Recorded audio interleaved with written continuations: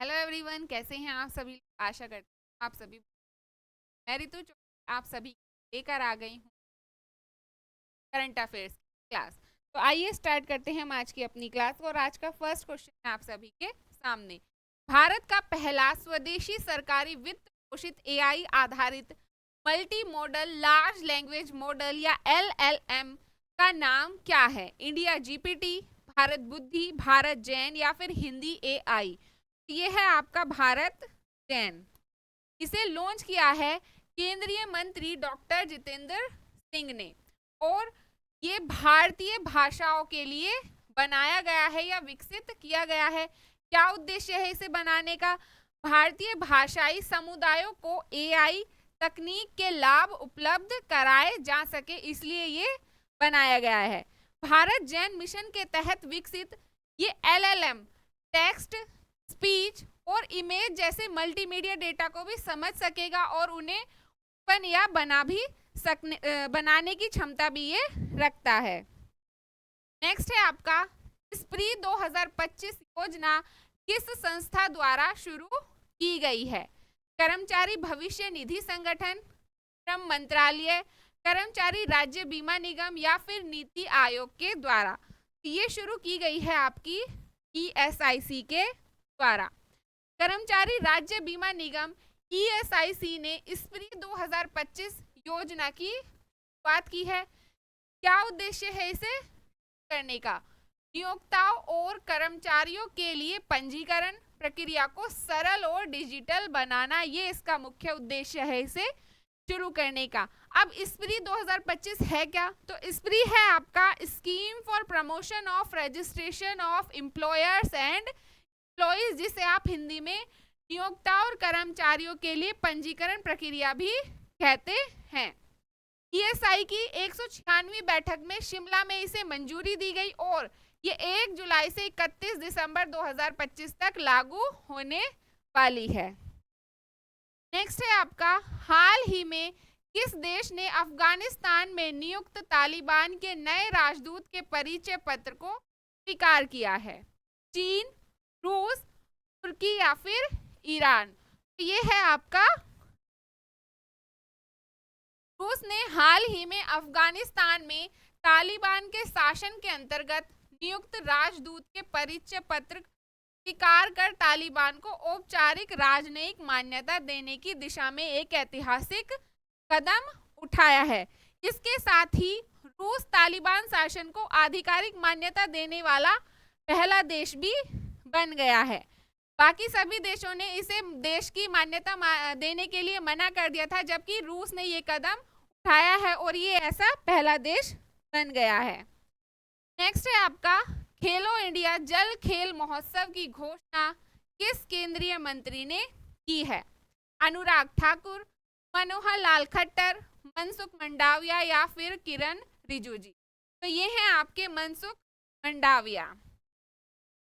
केंद्रीय युवा मामले और खेल मंत्री डॉक्टर मनसुख मंडाविया ने ये घोषणा की है कि 21 अगस्त 2025 से श्रीनगर की डल झील में पहली बार खेलो इंडिया जल खेल महोत्सव आयोजित किया जाएगा और इसमें ओपन ए श्रेणी के अंतर्गत 36 राज्यों और केंद्र शासित प्रदेशों से 400 से अधिक एथलीट के भाग लेने की संभावना भी यहाँ बताई जा रही है।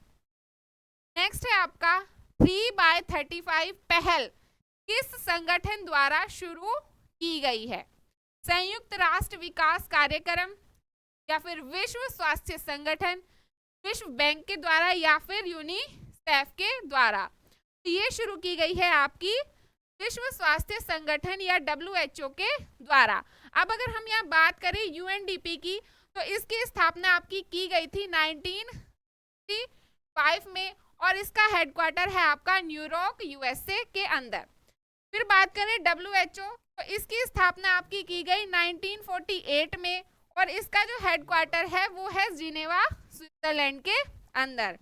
फिर है आपका विश्व बैंक, इसकी स्थापना की गई आपकी 1944 में और इसका जो हेडक्वार्टर है वो है आपका वॉशिंगटन DC के अंदर।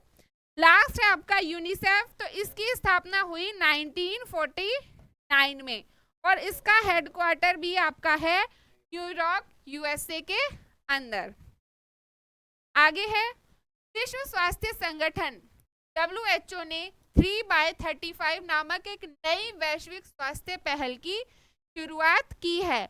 अब इसका क्या उद्देश्य है? उद्देश्य है कि 2035 तक तंबाकू, शराब और शर्करा युक्त पेय पदार्थ यानी कि शुगर जिनमें एडिड होती है वो लिक्विड्स, उनकी कीमतों को करों के माध्यम से यानी कि टैक्स लगाकर उनकी जो कीमत है वो 50% तक बढ़ाना, ये इसका उद्देश्य है 2035 तक का।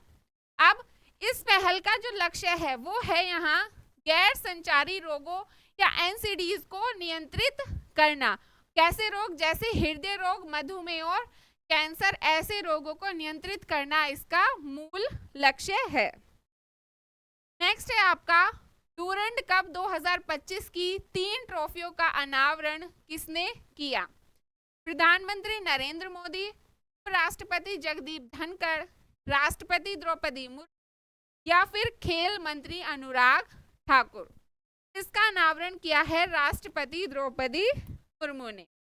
राष्ट्रपति द्रौपदी मुर्मू ने राष्ट्रपति भवन में आयोजित एक समारोह में डूरंड कप 2025 की 3 प्रतिष्ठित ट्रॉफियों का अनावरण किया यानी उद्घाटन किया और टूर्नामेंट के ट्रॉफी टूर की औपचारिक शुरुआत को हरी झंडी दिखाई। इन ट्रॉफियों में डूरंड कप ट्रॉफी, राष्ट्रपति कप और शिमला ट्रॉफी, ये तीनों ट्रॉफी शामिल हैं। और इस ट्रॉफी टूर के तहत ये ट्रॉफियां पश्चिम बंगाल, झारखंड, असम, मेघालय और मणिपुर के अलग अलग शहरों में प्रदर्शित की जाएंगी ताकि ये देश भर में लोकप्रिय बनाई जा सके। अब बात करें हम यहाँ डूरंड कप की, तो ये आपका एशिया का सबसे पुराना फुटबॉल टूर्नामेंट है जो कि इसकी स्थापना की गई थी आपकी 1888 में।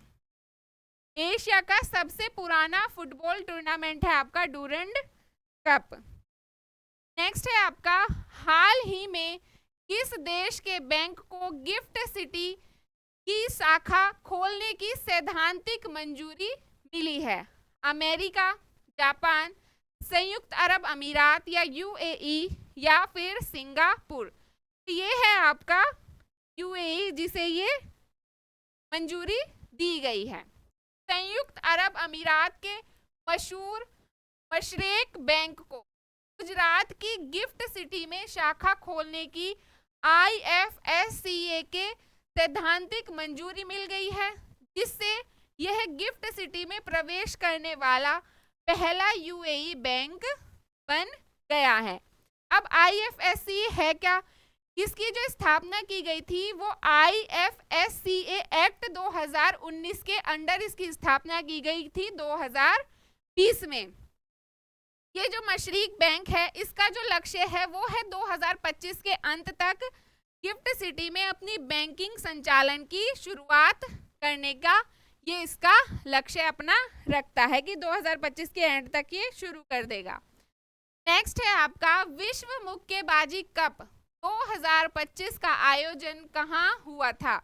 नई Delhi Bharat, Rio de Janeiro Brazil, Astana Kazakhstan या फिर जिनेवा स्विट्जरलैंड। तो इसका आयोजन हुआ है आपका अस्ताना कजाकिस्तान में।